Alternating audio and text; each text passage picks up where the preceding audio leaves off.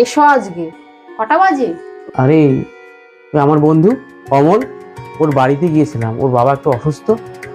প্রতিদিন তুমি দেশ উদ্ধার করে বেড়াও, আমার সঙ্গে সময় দেওয়ার কোনো দরকারই নেই। আমি কালকেই বাপের বাড়ি চলে যাব।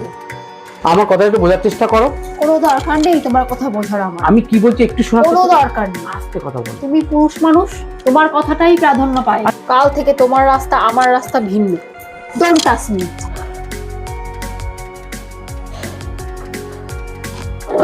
পুরুষ মানুষের নিজস্ব জীবন বলে কিছু নেই।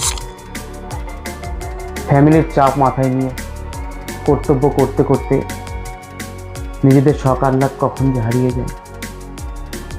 নিজস্ব চা পাওয়া বলে কিছু থাকে না।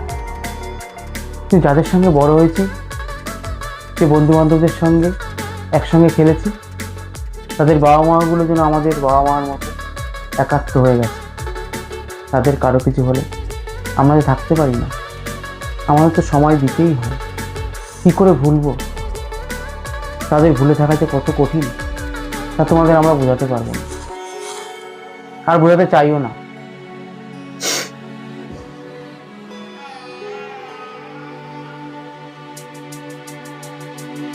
বুঝতে পারিনি, আমার ভুল হয়ে গেছে।